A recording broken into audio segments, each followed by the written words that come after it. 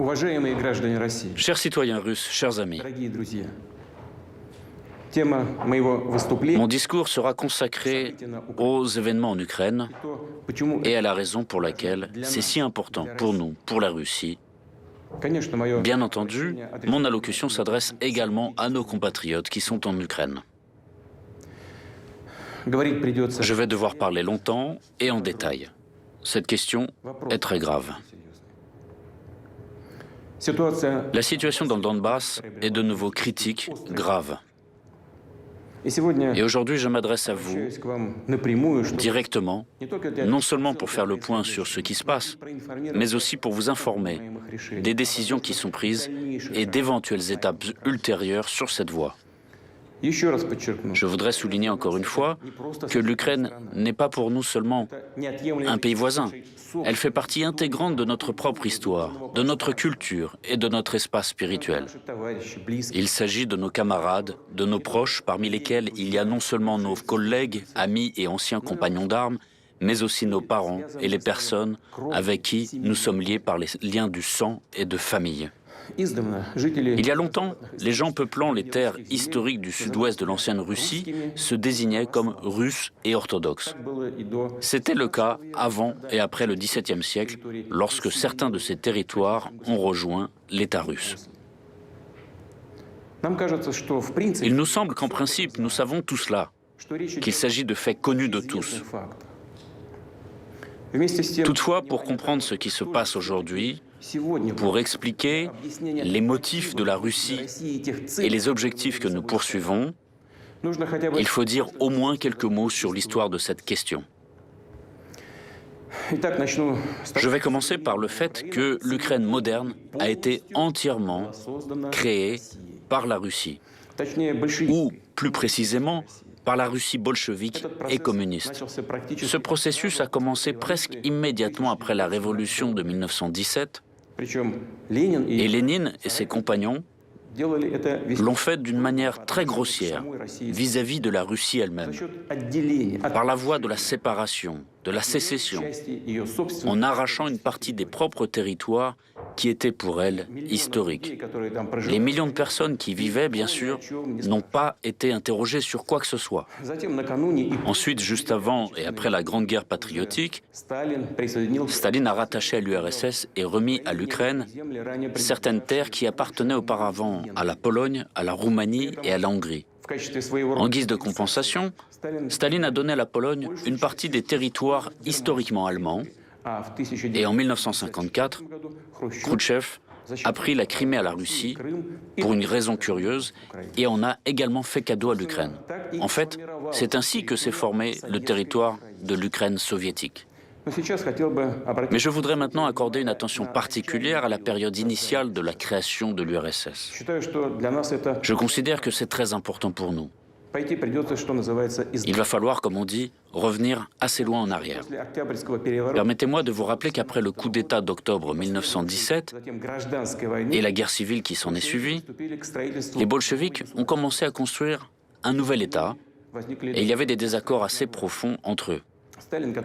Staline, qui cumulait en 1922 les fonctions de secrétaire général du comité central du Parti communiste des bolcheviks de Russie et de commissaire du peuple aux nationalités, proposa d'édifier le pays sur les principes de l'autonomisation, c'est-à-dire de conférer aux républiques, futures unités administratives et territoriales, des pouvoirs étendus lorsqu'elles rejoindraient l'État unifié. Lénine critiqua ce plan et proposa d'offrir des concessions aux nationalistes, ou comme il les appelait à l'époque, les indépendants.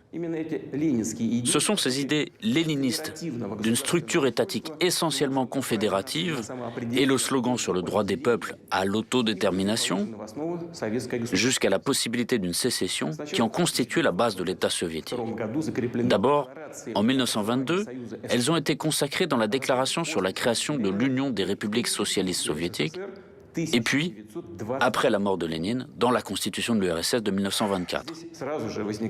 De nombreuses questions se posent immédiatement à cet égard. La première d'entre elles, et en fait la plus importante, est la suivante. Pourquoi fallait-il satisfaire n'importe quelle ambition nationaliste émergeant sans cesse dans les marches de l'ancien empire ? Céder d'immenses territoires à des unités administratives nouvellement créées et souvent configurées de manière arbitraire, République de l'Union, qui n'avaient aucun lien avec ceci. Je le répète, les céder avec la population de l'ancienne Russie. De plus, dans les faits, ces unités administratives ont reçu le statut et la forme d'entité étatique nationale. Une fois de plus, je me demande pourquoi fallait-il faire des cadeaux aussi généreux dont même les nationalistes les plus ardents n'avaient même pas rêvé, et accorder aux républiques le droit de se séparer de l'État unifié sans aucune condition. À première vue, ça n'a pas de sens, c'est insensé. Mais ce n'est qu'à première vue. Il y a une explication. Après la Révolution, l'objectif principal des bolcheviks était de se maintenir au pouvoir à tout prix. Précisément, à tout prix. Pour cela, ils étaient prêts à tout. Consentir aux conditions humiliantes du traité de paix de Brest-Litovsk, à une époque où l'Empire allemand et ses alliés se trouvaient dans une situation militaire et économique très difficile, et l'issue de la Première Guerre mondiale était en fait prévisible. Ou satisfaire toutes les demandes, tous les caprices des nationalistes à l'intérieur du pays. Du point de vue du destin historique de la Russie et de ses peuples, les principes léninistes de construction de l'État n'étaient pas seulement une erreur. C'était, comme on dit, bien plus qu'une erreur. Après l'effondrement de l'URSS en 1991, c'est devenu absolument évident. Bien sûr, les événements du passé ne peuvent être changés, mais nous devons au moins les relater d'une manière directe et honnête, sans aucune réserve et sans aucune coloration politique. Je ne peux qu'ajouter que les motifs liés à la situation politique actuelle, aussi spectaculaires et avantageux qu'ils puissent paraître à un moment donné, ne doivent et ne peuvent en aucun cas constituer la base des principes fondamentaux de l'État. Je n'accuse actuellement personne de quoi que ce soit maintenant.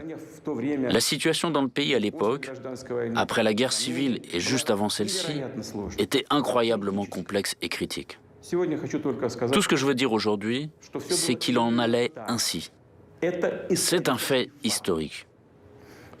En fait, comme je l'ai déjà dit, c'est la politique bolchevique qui a abouti à l'émergence de l'Ukraine soviétique, qui, même aujourd'hui, peut être qualifiée à juste titre d'Ukraine de Vladimir Lénine. C'est lui qui en est l'auteur et l'architecte. Cela peut être pleinement confirmé par les documents d'archives, y compris les directives sévères de Lénine sur le Donbass, qui a été littéralement inséré de force dans l'Ukraine. Et maintenant, des descendants reconnaissants ont démoli des statues de Lénine en Ukraine. Ils appellent cela la décommunisation. Vous voulez la décommunisation? Bon, cela nous arrange. Mais il ne faut pas s'arrêter en chemin. Nous sommes prêts à vous montrer ce qu'est la vraie décommunisation pour l'Ukraine. Pour en revenir à l'histoire de la question, je tiens à répéter qu'en 1922, l'URSS avait été créée sur le territoire de l'ancien empire russe. Cependant, la vie n'a pas tardé à montrer qu'il n'était tout simplement possible ni de préserver ce territoire vaste et complexe, ni d'assurer sa gestion sur des principes amorphes, de facto confédéraux, qui avaient été proposés. Ils n'avaient rien à voir avec la réalité, avec la tradition historique. Il est tout à fait logique que la terreur rouge et le passage rapide à la dictature stalinienne, la domination de l'idéologie communiste et le monopole du pouvoir du Parti communiste, la nationalisation et l'économie planifiée, que tout cela ait transformé les principes de l'organisation de l'État, déclarés inopérants, en simples déclarations, en formalités. La réalité est telle que les républiques soviétiques n'ont jamais bénéficié de droits souverains. Ces droits n'existaient tout simplement pas.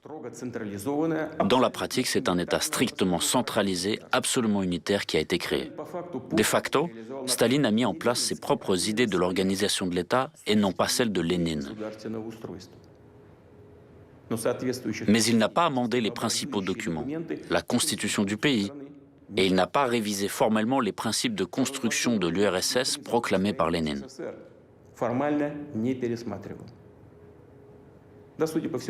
Il semblerait que tout cela n'était pas nécessaire puisque tout fonctionnait dans ce régime totalitaire. Et de l'extérieur, cela semblait beau, attirant, voire encore plus que démocratique. Il est bien dommage, malgré tout, que les cadres fondamentaux, des factos juridiques, la base de tout notre État, n'aient pas été débarrassés à temps des fantaisies odieuses, utopiques, inspirées par la Révolution, mais absolument destructrices pour tout pays normal. Personne n'a pensé à l'avenir, comme c'était souvent le cas chez nous.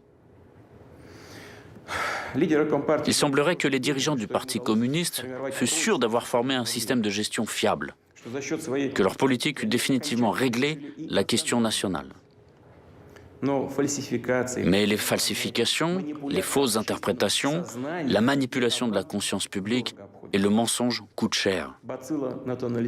Les ambitions nationalistes, telles une peste, n'ont pas disparu.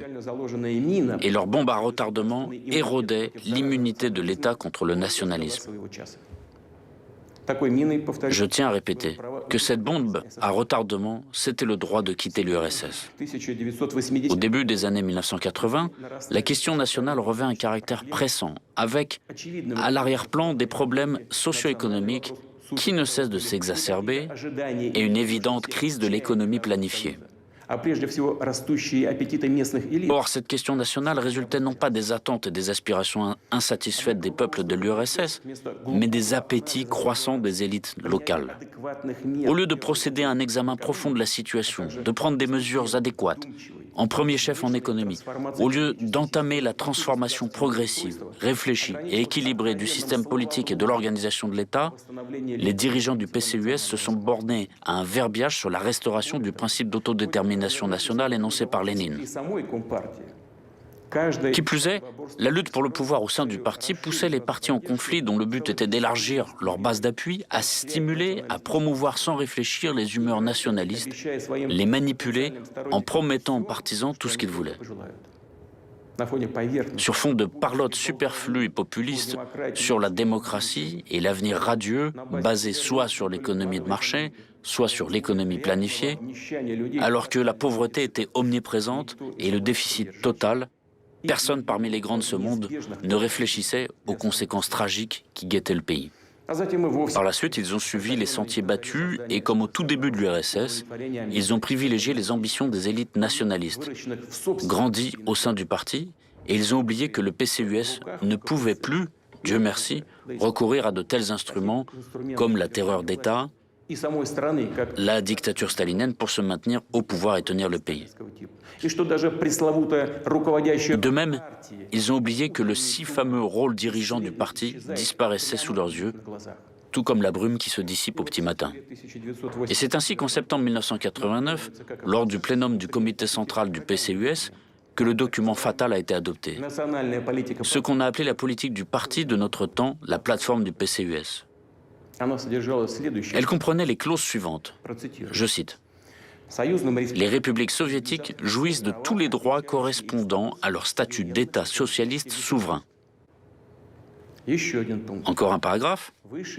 Les organes représentatifs suprêmes des républiques soviétiques peuvent contester et suspendre les arrêts et les ordonnances du gouvernement soviétique sur leur territoire respectif. Et enfin, chaque république soviétique a sa nationalité propre qui est octroyée à tous ses citoyens. Est-ce qu'il n'était pas assez évident sur quoi déboucheraient de telles formulations et solutions ? Ce n'est pas le moment ni le lieu de soulever les questions relatives aux droits publics ou constitutionnels, de donner la définition de la notion de citoyenneté. Il y a pourtant une question qui se pose. Pourquoi avait-on besoin d'ébranler encore plus le pays alors que la situation était difficile ? Les faits sont là. Ainsi, le sort de l'URSS était quasiment scellé déjà 2 ans avant son effondrement. C'est aujourd'hui que les radicaux et les nationalistes, surtout ukrainiens, s'attribuent les mérites de l'indépendance de l'Ukraine. Nous voyons que ce n'est pas du tout ça. L'effondrement de notre pays est dû aux erreurs historiques, stratégiques des leaders bolcheviques, des dirigeants du PCUS, qui ont été commises à différentes époques dans la construction de l'État, dans la politique économique et nationale. La désintégration de la Russie historique, dénommée URSS, pèse sur leur conscience. Malgré toutes les injustices, le mensonge et le pillage flagrant de la Russie, notre peuple, précisément le peuple, a reconnu les nouvelles réalités géopolitiques apparues après l'effondrement de l'URSS. Il a reconnu les nouveaux États indépendants. Non seulement il les a reconnus, car malgré la situation extrêmement compliquée, la Russie aidait ses partenaires de la CEI, les collègues ukrainiens compris, qui envoyaient de multiples demandes d'appui matériel depuis la déclaration de leur indépendance. Notre pays a octroyé un tel appui, tout en respectant la dignité et la souveraineté de l'Ukraine. Selon les experts, dont les appréciations sont confirmées par un simple calcul des prix sur nos hydrocarbures, des crédits préférentiels, des préférences économiques et commerciales octroyés par la Russie à l'Ukraine, sur la période de 1991 à 2003, le budget ukrainien a bénéficié d'à peu près 250 milliards de dollars. Et ce n'est pas tout. Vers la fin de 1991, la dette de l'URSS auprès des pays étrangers et des fonds internationaux était de presque 100 milliards de dollars. Au début, il était prévu que ces prêts seraient remboursés par toutes les républiques de l'ex-URSS de manière solidaire, proportionnellement à leur potentiel économique. Cependant, c'est la Russie qui s'est acquittée de l'ensemble de la dette soviétique. Ce processus a été définitivement clos en 2017. En échange, les nouveaux États indépendants devaient renoncer à leur part des actifs soviétiques à l'étranger et en décembre 1994, des accords en ce sens ont été conclus avec l'Ukraine.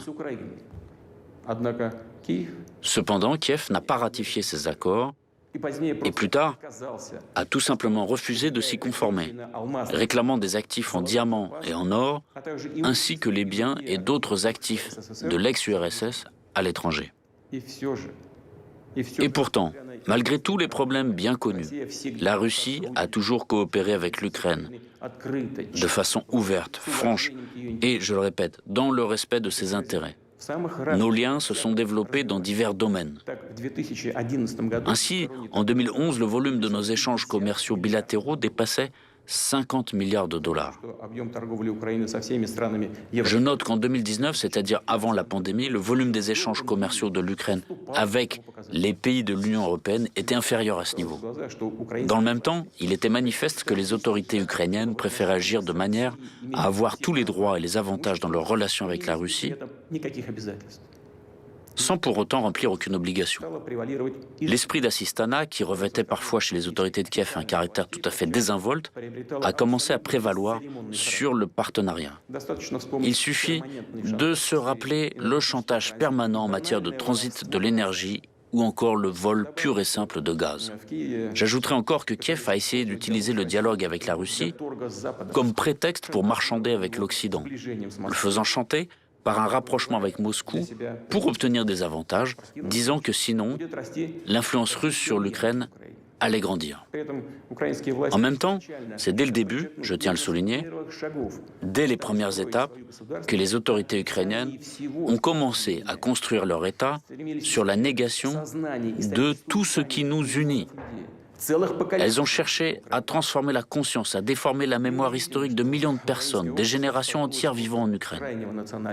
Il n'est pas étonnant que la société ukrainienne ait été confrontée à la montée d'un nationalisme extrême qui a vite pris la forme d'une russophobie agressive et du néonazisme.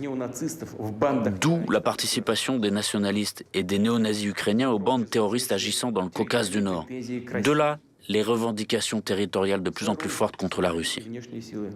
Des forces extérieures ont également joué leur rôle, qui, à l'aide d'un vaste réseau d'ONG de services spéciaux, ont cultivé leur clientèle ukrainienne et porté au pouvoir leurs représentants.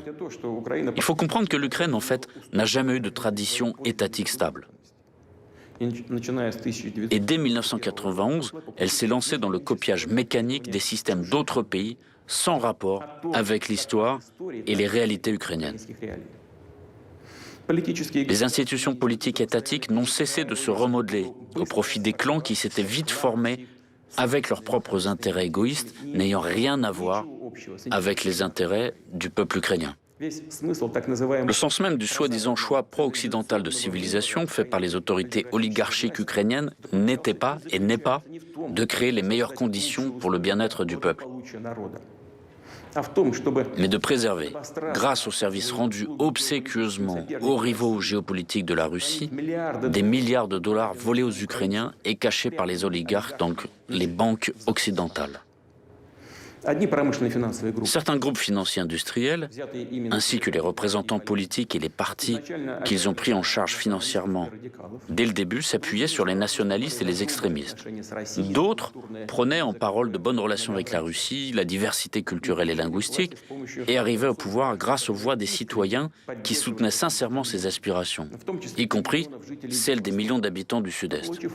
Mais une fois parvenus à leur poste et fonctions, ils trahissaient immédiatement leurs électeurs, renonçaient à leurs promesses électorales et menaient leur politique sous la dictée des extrémistes, parfois persécutant leurs alliés d'hier, à savoir les associations qui prônaient le bilinguisme et la coopération avec la Russie.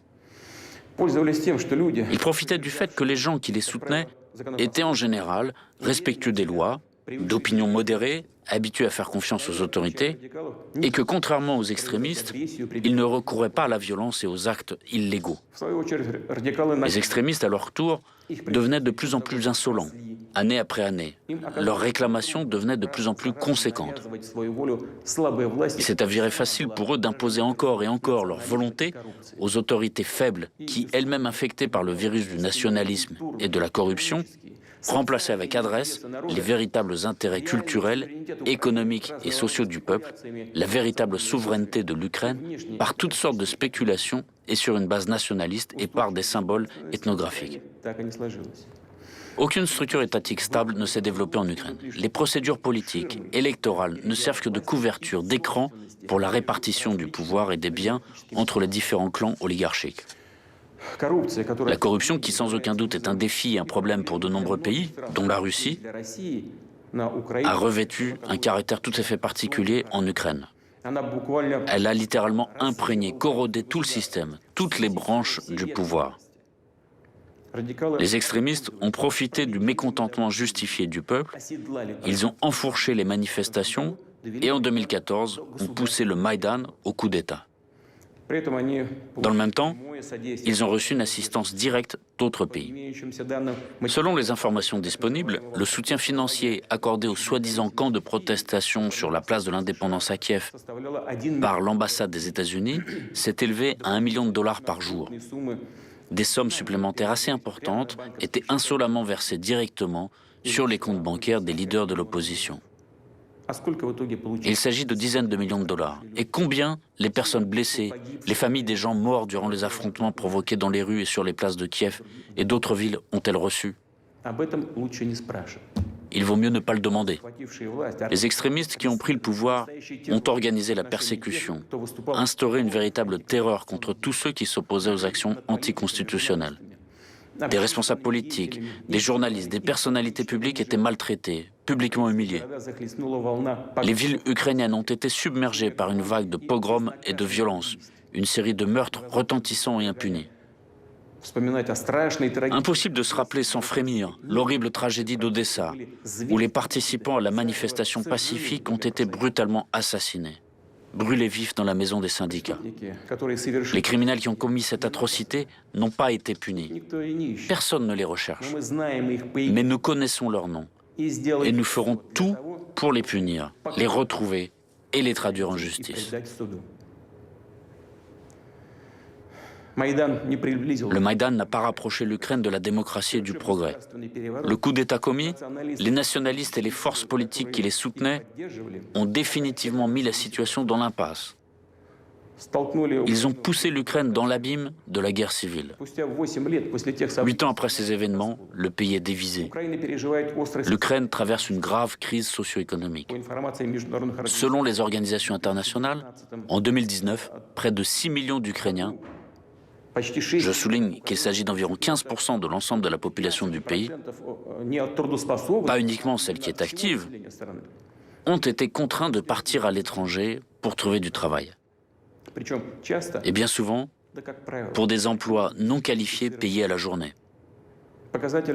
Autre fait révélateur, depuis 2020, pendant la pandémie, plus de 60 000 médecins et autres professionnels de santé ont quitté le pays.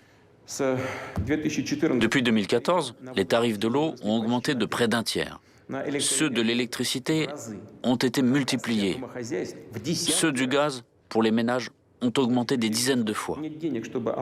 Beaucoup de gens n'ont tout simplement pas d'argent pour payer les services communaux. Ils sont obligés de survivre, littéralement. Que s'est-il passé? Pourquoi tout cela se passe-t-il? La réponse est évidente, parce que la dot reçue non seulement de l'ère soviétique, mais encore de l'Empire russe, a été engouffrée et répartie dans les poches de certains.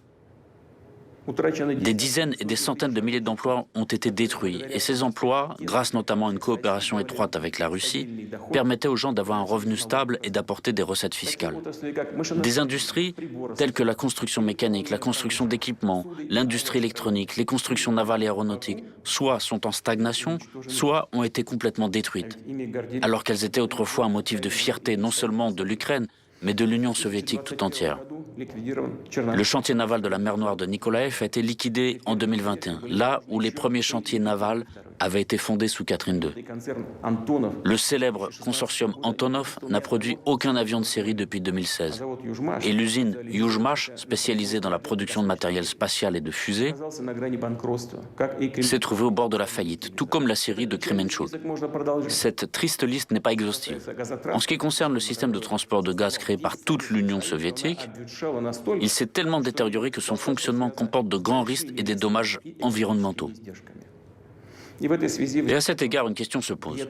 La pauvreté, le désespoir, la perte de potentiel industriel et technologique. Est-ce ce fameux choix de civilisation pro-occidentale qui, depuis de nombreuses années, est utilisé pour tromper et duper des millions de personnes en leur promettant le jardin d'Éden? En réalité, tout s'est résumé au fait que l'effondrement de l'économie ukrainienne s'accompagne d'un pillage ouvert des citoyens du pays. Et l'Ukraine elle-même a simplement été conduite sous contrôle externe. Il s'effectue non seulement sur ordre des capitales occidentales, mais aussi, comme on dit, directement sur place, à travers tout un réseau de conseillers étrangers, d'organismes à but non lucratif et d'autres institutions déployées en Ukraine. Ils influent directement toutes les décisions en matière du personnel, toutes les branches et les niveaux de pouvoir, du pouvoir central jusqu'au pouvoir municipal, les sociétés publiques et les grandes entreprises telles que Naftogaz, Ukrenergo, les chemins de fer ukrainiens, Ukroboronprom, la poste ukrainienne, l'administration des ports maritimes de l'Ukraine. Il n'y a tout simplement pas de justice indépendante en Ukraine. À la demande de l'Occident, les autorités de Kiev ont cédé aux représentants des organisations internationales le droit prioritaire de choisir les membres des organes judiciaires supérieurs, le Conseil de justice et la Commission de qualification des juges. En outre, l'ambassade des États-Unis supervise directement l'Agence nationale pour la prévention de la corruption, le Bureau national anticorruption, le Bureau du procureur spécialisé dans la lutte contre la corruption et la Cour supérieure anticorruption. Tout cela est fait sous de bons prétextes, pour améliorer l'efficacité de la lutte contre la corruption. C'est bien joli, mais où sont les résultats? La corruption qui fleurissait auparavant fleurit aujourd'hui de plus belle. Les Ukrainiens eux-mêmes sont-ils informés de toutes ces méthodes de gestion? Comprennent-ils que leur pays ne se trouve même pas sous un protectorat politique et économique, mais est réduit au niveau d'une colonie avec un régime fantoche? La privatisation de l'État a conduit au fait que le pouvoir, qui se qualifie de pouvoir de patriote, a perdu son caractère national et pas à pas amène le pays à la perte totale de souveraineté. Le cap est maintenu vers une dérussification et une assimilation forcée. La Rada publie sans cesse de nouveaux actes discriminatoires. La loi sur les peuples dits autochtones est déjà en vigueur. Il a été clairement indiqué aux personnes qui se considèrent comme russes et souhaitent préserver leur identité, leur langue et leur culture qu'elles étaient étrangères en Ukraine. Conformément aux lois sur l'enseignement et sur le fonctionnement de la langue ukrainienne en tant que langue officielle, le russe est expulsé des écoles, de toutes les activités publiques, jusqu'aux magasins ordinaires. La loi dite de lustration, la purification du pouvoir, a permis de se débarrasser des fonctionnaires indésirables. Il y a de plus en plus d'actes qui donnent aux forces de l'ordre ukrainiennes des raisons d'exercer une répression violente de la liberté d'expression et du non-conformisme et de persécuter les opposants. Le monde connaît la triste pratique des sanctions unilatérales et illégitimes contre d'autres États, des personnes physiques et morales étrangères. En Ukraine, ils ont dépassé leurs professeurs occidentaux et ont inventé un outil tel que des sanctions contre leurs propres citoyens, entreprises, chaînes de télévision, autres médias et même des députés du Parlement. À Kiev, ils continuent de préparer les représailles contre l'Église orthodoxe ukrainienne du patriarcat de Moscou. Et ce n'est pas une évaluation mue par les émotions, c'est ce que disent les décisions et les documents concrets. Les autorités ukrainiennes ont cyniquement transformé la tragédie de la scission ecclésiale en un outil de politique nationale. Les dirigeants actuels du pays ne répondent pas aux demandes des citoyens ukrainiens d'abroger les lois qui portent atteinte aux droits des croyants. De plus, de nouveaux projets de loi qui vont contre les intérêts du clergé et des millions de paroissiens de l'Église orthodoxe ukrainienne du patriarcat de Moscou ont été enregistrés à la Rada. Je parlerai de la Crimée plus spécifiquement. Les habitants de la péninsule ont fait leur libre choix, celui d'être avec la Russie. Les autorités de Kiev n'ont rien à opposer à cette volonté claire et précise de la population. C'est pourquoi elles misent sur des actions agressives, sur l'activation des cellules extrémistes, y compris des organisations islamiques radicales, sur l'envoi de groupes subversifs pour l'organisation d'attentats contre des infrastructures critiques, pour l'enlèvement de citoyens russes. Nous avons des preuves directes que de telles actions agressives sont menées avec le soutien de services secrets étrangers. L'Ukraine a adopté une nouvelle stratégie militaire en mars 2021. Ce document est presque entièrement consacré à la confrontation avec la Russie. Il vise à impliquer des États étrangers dans le conflit avec notre pays. Cette stratégie prévoit l'organisation en fait d'une activité clandestine terroriste en Crimée russe et sur le territoire de Donbass. Elle décrit les contours de la guerre présumée qui devrait se terminer, comme le pensent les stratèges actuels de Kiev, je cite, avec l'aide de la communauté internationale dans des conditions favorables pour l'Ukraine. Et aussi, comme ils le disent aujourd'hui à Kiev, je cite également, écoutez attentivement, je vous prie, avec le soutien militaire de la communauté internationale dans une confrontation géopolitique avec la Fédération de Russie. De fait, ce n'est rien de plus qu'une préparation aux actions militaires contre notre pays, contre la Russie. Nous savons également que des déclarations ont déjà été faites selon lesquelles l'Ukraine planifie de créer ses propres armes nucléaires. Et ce n'est pas une bravade superflue. Effectivement, l'Ukraine dispose des technologies nucléaires datant de l'époque soviétique et des porteurs de ces armes, y compris l'aviation, ainsi que des missiles opérationnels tactiques Tochka-U, SS-21, conçus à l'ère soviétique également, dont la portée dépasse 100 km. Mais ils feront plus. Ce n'est qu'une question de temps. Ils ont l'héritage de l'époque soviétique. Ainsi, il sera beaucoup plus simple pour l'Ukraine de se doter d'armes nucléaires tactiques que pour certains autres États. Je ne vais pas les citer maintenant, qui de fait procèdent à de tels développements, d'autant plus avec le soutien technologique de l'étranger. Et nous ne devons pas non plus l'exclure. Avec l'acquisition par l'Ukraine d'armes de destruction massive, la situation dans le monde, en Europe, surtout pour nous, pour la Russie, va changer de la manière la plus radicale. Nous ne pouvons pas rester les bras croisés face à ce danger réel. D'autant plus, je le répète, que les mécènes étrangers, occidentaux, peuvent contribuer à l'apparition de telles armes en Ukraine dans le but de créer une menace de plus pour notre pays. Nous voyons la persistance avec laquelle est mené le gonflement militaire du régime de Kiev. Les États-Unis à eux seuls ont, depuis 2014, alloué des milliards de dollars à ces fins, dont la fourniture d'armes, d'équipements et la formation de spécialistes. Ces derniers mois, des armes occidentales arrivent en Ukraine en flux tendu, de manière ostentatoire, sous les yeux du monde entier. Les activités des forces armées et des services spéciaux ukrainiens sont placés sous le commandement de conseillers étrangers. Nous le savons très bien. Ces dernières années, sous prétexte d'exercice, des contingents militaires des pays de l'OTAN étaient presque constamment présents sur le territoire de l'Ukraine. Les systèmes de commandement des troupes ukrainiennes sont déjà intégrés à ceux de l'OTAN. Cela signifie que le commandement des forces armées ukrainiennes, même des unités et sous-unités détachées, peut être exercé directement depuis les QG de l'OTAN. Et sans aucune gêne, les États-Unis et l'OTAN ont commencé à assimiler le territoire de l'Ukraine à un théâtre d'opérations militaires potentielles. Les exercices conjoints réguliers ont une orientation clairement anti-russe. L'an dernier seulement, plus de 23 000 militaires et plus d'1 millier de véhicules de combat ont été engagés. Une loi a été adoptée déjà pour l'accès en 2002 des forces armées d'autres pays sur le territoire de l'Ukraine afin de participer à des exercices multinationaux. Il est clair que nous parlons principalement des troupes de l'OTAN. Pas moins de 10 manœuvres conjointes de ce type sont prévues pour l'année en cours. Il est évident que les manifestations de ce genre servent de couverture au renforcement rapide du groupement militaire de l'OTAN sur le territoire ukrainien. En plus, étant donné le fait que le réseau de bases militaires modernisé à l'aide des Américains, à Borispol, Ivano-Frankovsk, Tchougoïev, Odessa et ainsi de suite, est en mesure d'assurer le transfert d'unités militaires dans les plus brefs délais.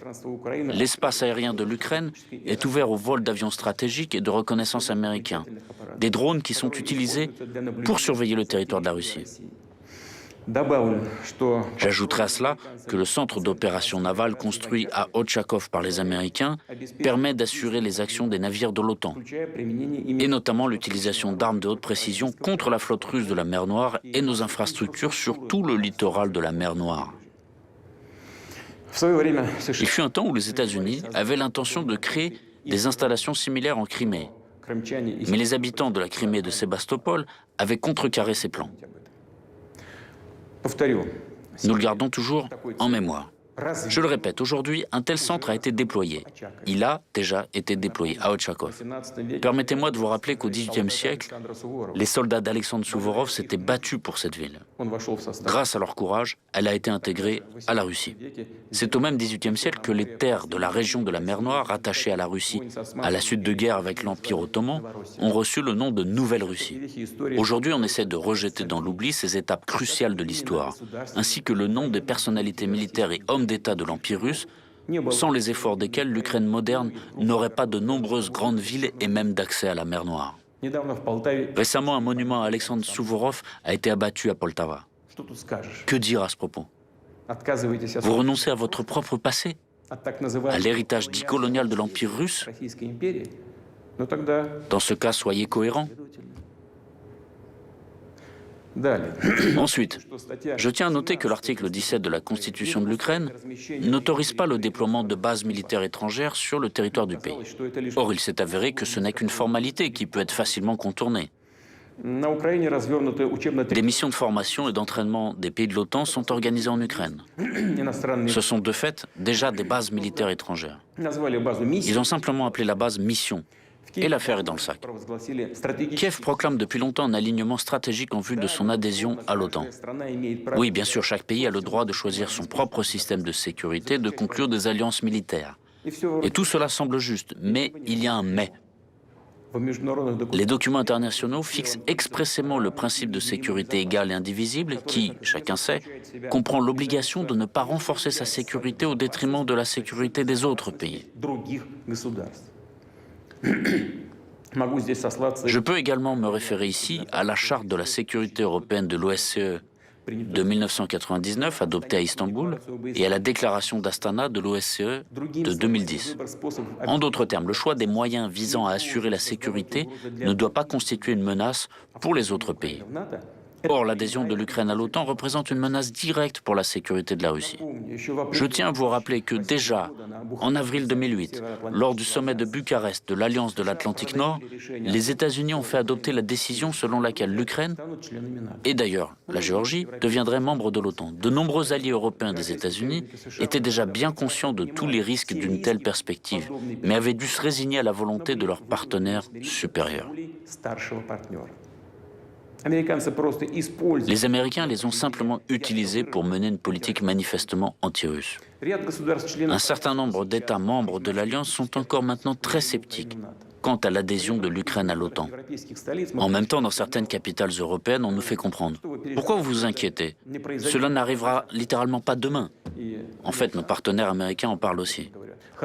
Eh bien, répondons-nous, si ce n'est pas demain, ce sera après-demain. Qu'est-ce que ça change d'un point de vue de perspective historique? Au fond, rien du tout. De plus, nous sommes informés de la position et des propos de dirigeants américains selon lesquels des hostilités ouvertes dans l'est de l'Ukraine n'excluent pas la possibilité pour ce pays de rejoindre l'OTAN, s'il peut répondre aux critères de l'Alliance de l'Atlantique Nord et éliminer la corruption. En même temps, ils essaient de nous convaincre encore et encore que l'OTAN est une alliance éprise de paix et strictement défensive. Prétendument, il n'y aurait aucune menace pour la Russie. Et ils nous proposent de les croire sur parole, une fois de plus. Mais nous connaissons la valeur réelle de telles paroles.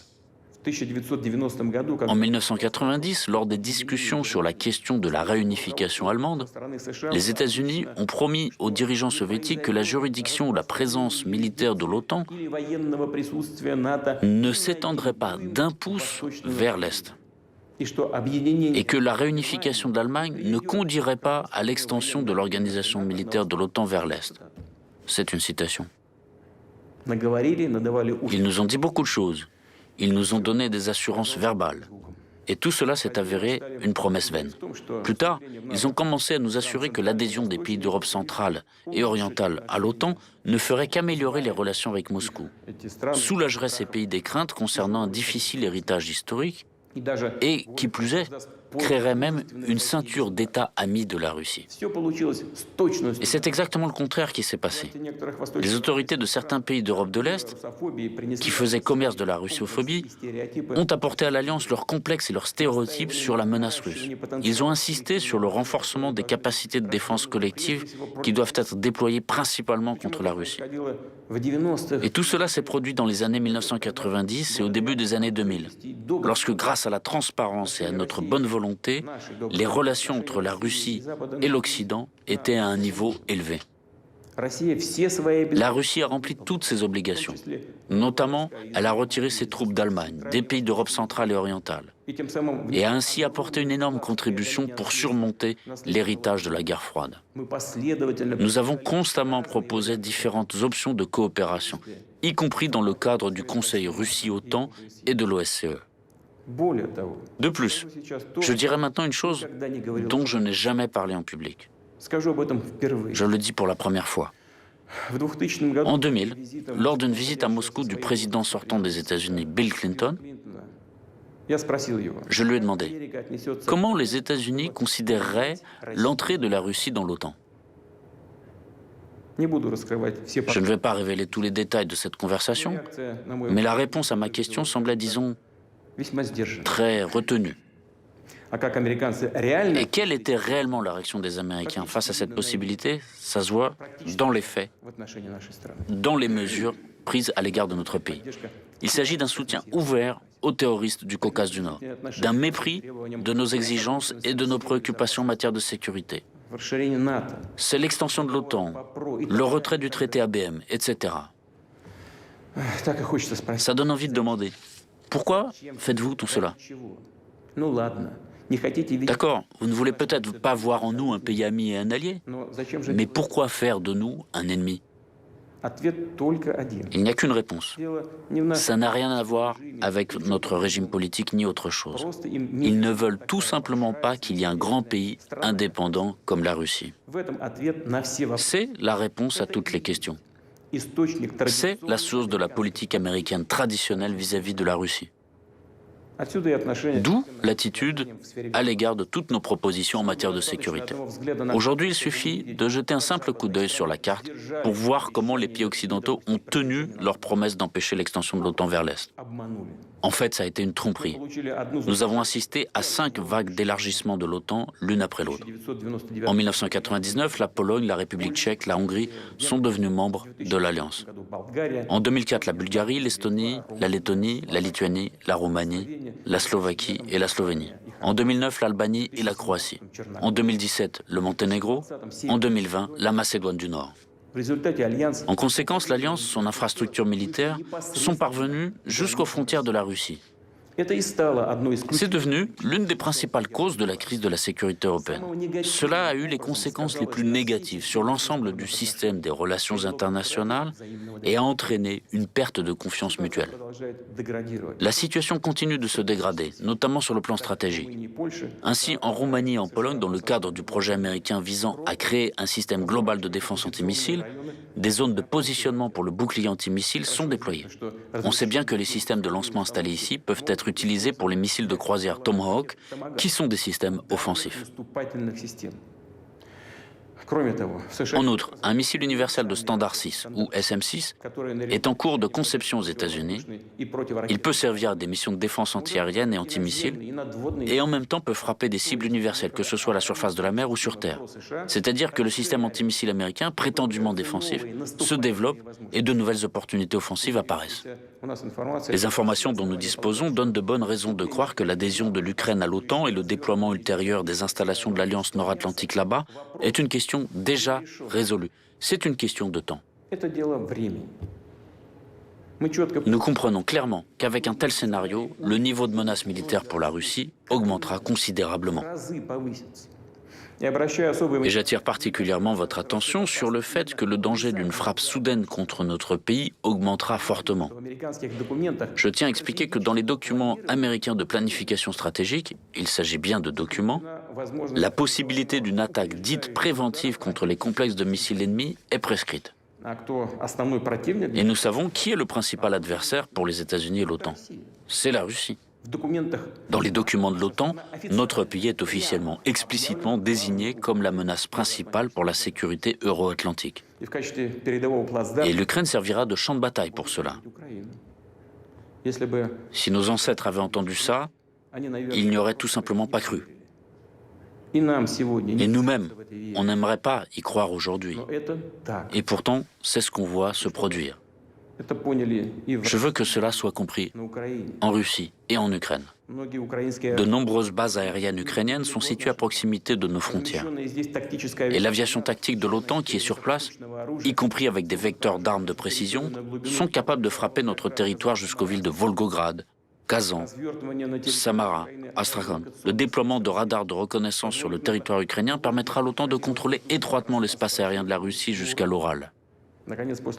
Enfin, après que les États-Unis ont rompu le traité sur les forces nucléaires à portée intermédiaire, le Pentagone a commencé à développer ouvertement toute une gamme de systèmes de frappe basés au sol, y compris des missiles balistiques capables d'atteindre des cibles situées à des distances allant jusqu'à 5500 km.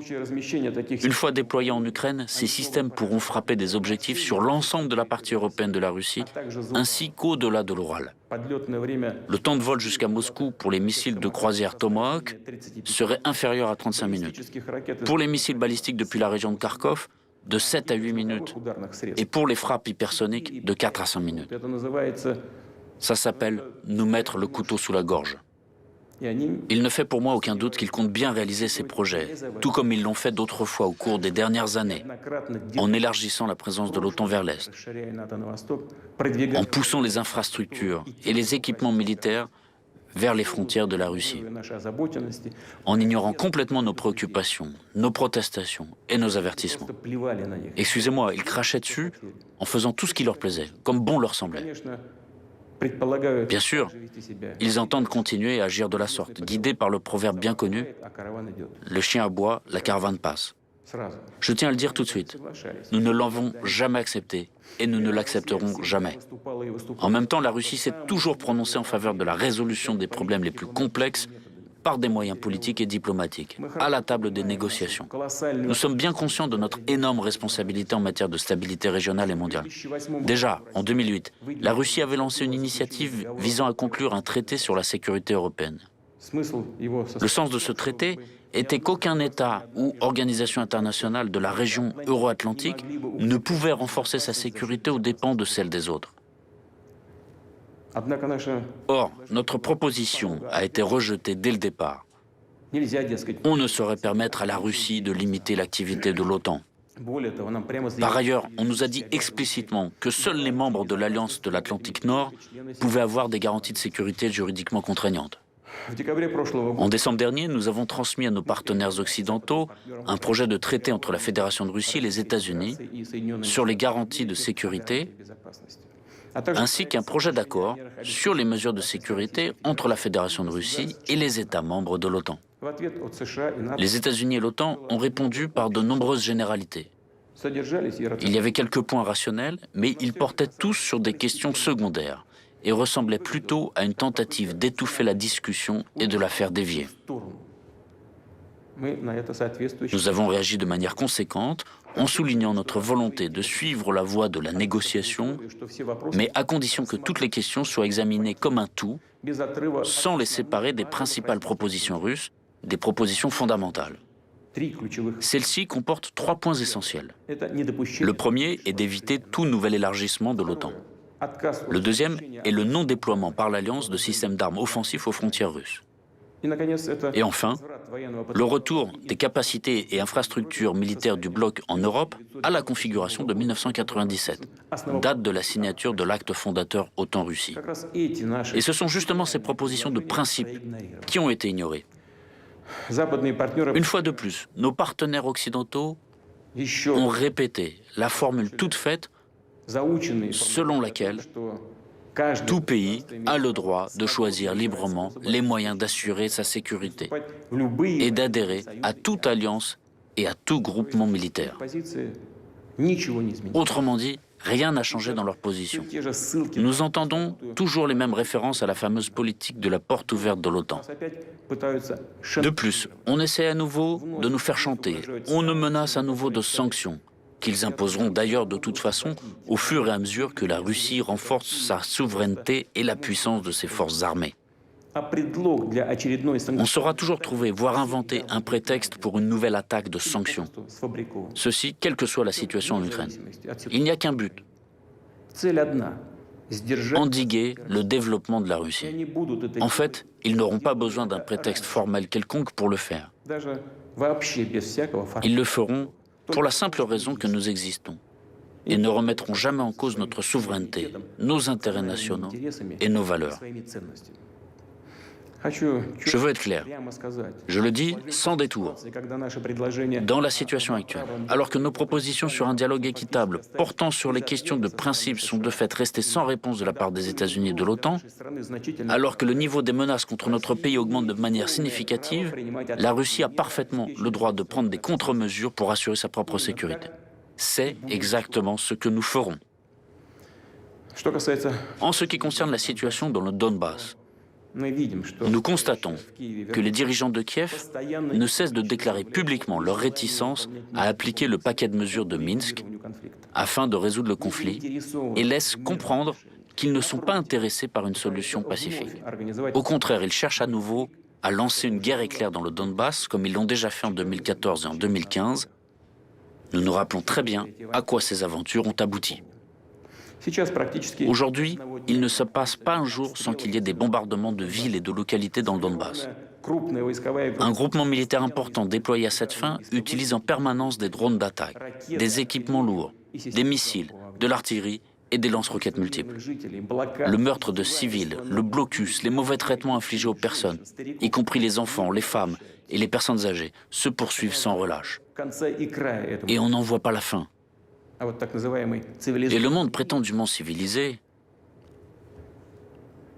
dont nos collègues occidentaux se sont autoproclamés les seuls représentants, préfère ne pas s'en apercevoir.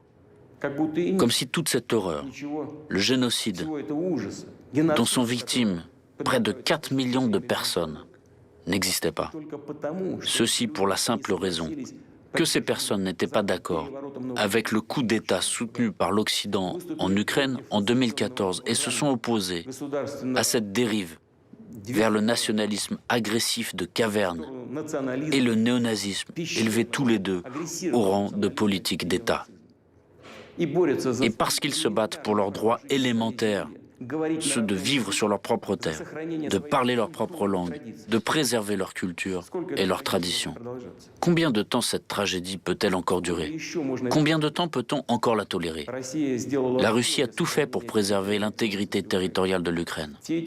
Pendant toutes ces années, elle s'est battue avec persévérance et patience pour mettre en œuvre la résolution 2202 du Conseil de sécurité des Nations Unies du 17 février 2015 qui consacrait le paquet de mesures de Minsk du 12 février 2015 pour le règlement de la situation dans le Donbass.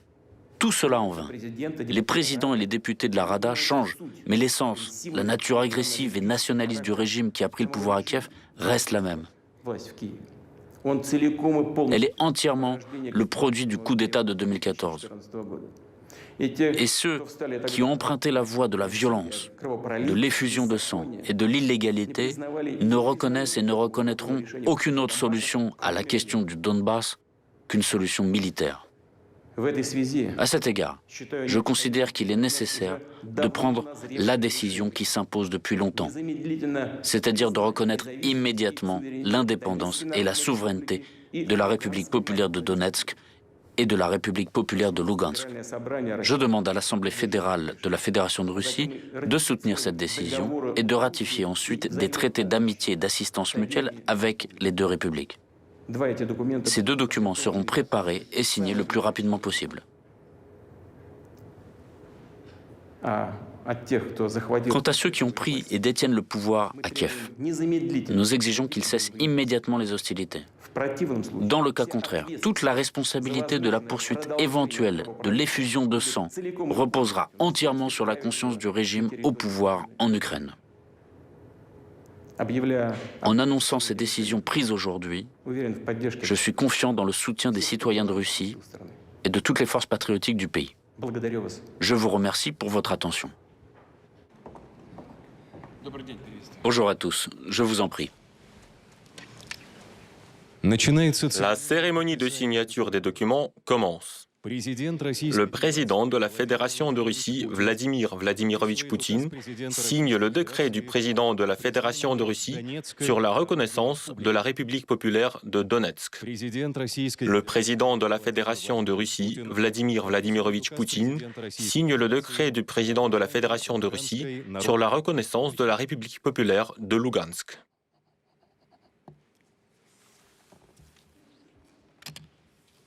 Le président de la Fédération de Russie, Vladimir Vladimirovitch Poutine, et le président de la République populaire de Donetsk, Denis Vladimirovitch Pouchilin, signent un accord d'amitié, de coopération et d'assistance mutuelle entre la Fédération de Russie et la République populaire de Donetsk.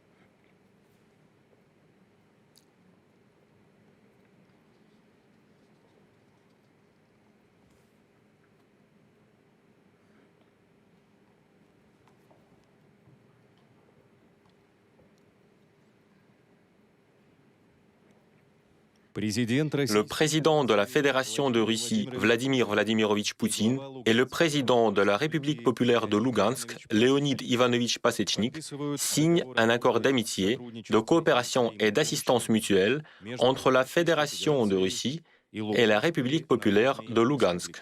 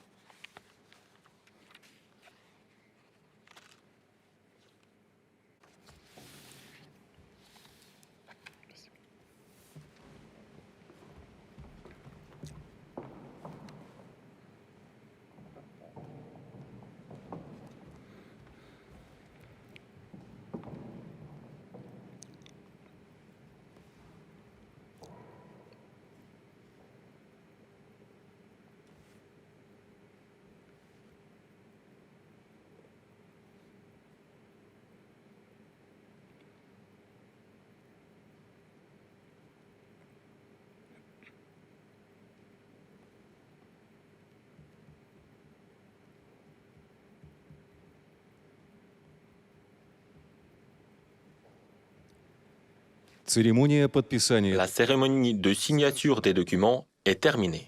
Je vous félicite.